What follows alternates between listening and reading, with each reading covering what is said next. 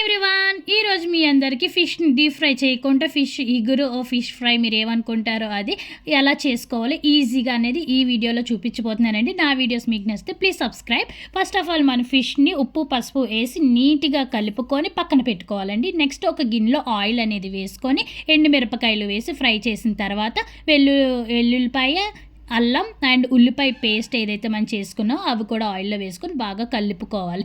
Next మనం కరివేపాకు కూడా వేసుకొని బాగా ఫ్రై చేసుకోవాలి. ఈ పేస్ట్ అంతా థిక్గా అయిపోయిన తర్వాత మనం తరిగి పెట్టుకున్న పచ్చిమిరపకాయలు ఏదైతే నిలువుగా చీరుకొని అవి కూడా మనం ఈ మిశ్రమంలో వేసి బాగా కలుపుకోవాలి.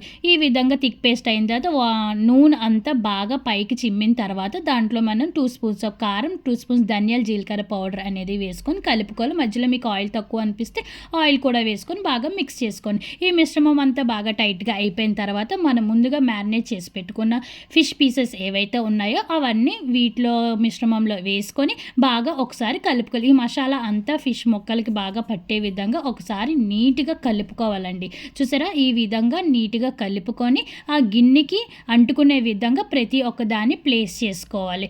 ఒక్కొక్కటి అనేది ఒకదాని మీద ఒకటి పెట్టకండి, సరిగ్గా ఉడకదు, బాగోదు. సో అందుకని ఒక పెద్ద గిన్నె అనేది తీసుకోండి, బెటర్గా ఉంటుంది. సో ప్రతి ఒక్క ముక్కని ఈ విధంగా కిందకి అంటుకునే విధంగా మనం ప్లేస్ చేసుకొని మనం 5 మినిట్స్ పాటు మనం మూత పెట్టేసుకోవాలండి. మీడియం ఫ్లేమ్లోనే కుక్ చేసుకోండి, హై ఫ్లేమ్లో అస్సలు పెట్టద్దు, బాగోదు. నెక్స్ట్ మనం ఈ విధంగా 50% కుక్ అయిపోయిన తర్వాత నెక్స్ట్ మనం ఆ ముక్కని తిరగేసుకోవాలన్నమాట.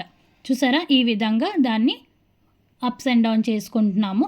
ఈ విధంగా ప్రతి ఒక్క ముక్కని మనం రివర్స్ చేసుకొని మళ్ళీ సేమ్గా 2 మినిట్స్ పాటు మీడియం ఫ్లేమ్లో పెట్టుకొని నీట్గా మళ్ళీ మగ్గించుకోవాలి. ఫిష్ అనేది ఎప్పుడైనా పర్ఫెక్ట్గా కుక్ అవుతేనే దాని యొక్క టేస్ట్ అనేది తెలుస్తుందండి. ఫిష్ టేస్ట్ తెలియాలి అంటే ఫిష్ని పర్ఫెక్ట్గా కుక్ చేసుకొని ఓవర్ కుక్ చేసినా అసలు తక్కువ కుక్ చేసినా అసలు టేస్ట్ అనేది తెలియదు. నెక్స్ట్ గరం మసాలా కూడా జల్లుకొని ఒక 5 మినిట్స్ పాటు ఉంచేసారంటే అంతే, ఎంతో టేస్టీగా రుచికరంగా ఉండే ఫిష్ ఫ్రై రెడీ. సబ్స్క్రైబ్.